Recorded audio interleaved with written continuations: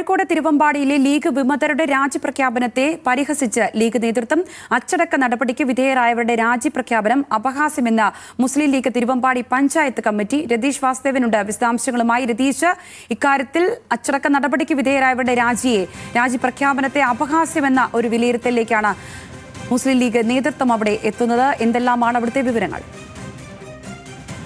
ഒരു തുറന്ന യുദ്ധത്തിൽ തന്നെയാണ് ഔദ്യോഗിക വിഭാഗം ഈ വിഷയത്തിൽ ഇറങ്ങി തിരിച്ചിരിക്കുന്നതെന്നാണ് ഈ പ്രസ്താവനയുടെ മനസ്സിലാവുന്നത്.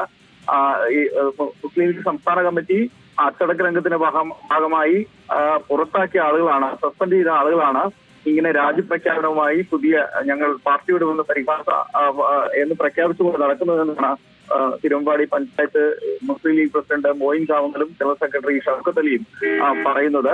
എന്തായാലും UDFന്റെ പഞ്ചായത്ത് തെരഞ്ഞെടുപ്പ് പലതരത്തിൽ അലങ്കോലമാക്കുകയും സ്ഥാനാർത്ഥികൾക്കെതിരെ പ്രചരണം നടത്തുകയൊക്കെ ചെയ്തതിന്റെ ഭാഗമായാണ് ഇത്തരം പ്രവർത്തകർക്കെതിരെ നടപടിയെടുത്തത്. ആ പ്രവർത്തകരുടെ നേതൃത്വത്തിലാണ് ഇപ്പോൾ പുതിയ ലീഗിനെ വെല്ലുവിളിച്ചുകൊണ്ട് രംഗത്തിറങ്ങിയിരിക്കുന്നത്. ഒരു കാരണവശാലും അനുവദിക്കാൻ കഴിയില്ല എന്നാണ് ഇപ്പോൾ പഞ്ചായത്ത് കമ്മിറ്റി ഔദ്യോഗികമായി അറിയിച്ചിട്ടുള്ളത്. സംസ്ഥാന കമ്മിറ്റിയും ഇത്തരം ഈ വിമത നീക്കം നടത്തുന്ന ആളുകളെ കർശനമായ ഭാഷയിൽ തന്നെയാണ് ശകാരിച്ചിട്ടുള്ളത്. DMA സലാം ഉൾപ്പെടെയുള്ളവർ പുറത്താക്കിയവരുടെ കൂട്ടായ്മ എന്ന് തന്നെയാണ് ഈ പാർട്ടി ഇപ്പോൾ വിമത ഗ്രൂപ്പിനെ കണക്കാക്കുന്നത്. എന്തായാലും തിരുവമ്പാടിയിൽ തദ്ദേശ സ്വയംഭരണ സ്ഥാപനങ്ങളിലേക്ക് തെരഞ്ഞെടുപ്പ് നടക്കാനിരിക്കെ വലിയ പ്രതിസന്ധിയിലേക്ക് തിരുവമ്പാടി പഞ്ചായത്തിൽ ലീഗ് നീങ്ങുമെന്ന് തന്നെയാണ് ഇത്തരം സൂചനകൾ മനസ്സിലാക്കുന്നത്. ശരി രതീഷ്.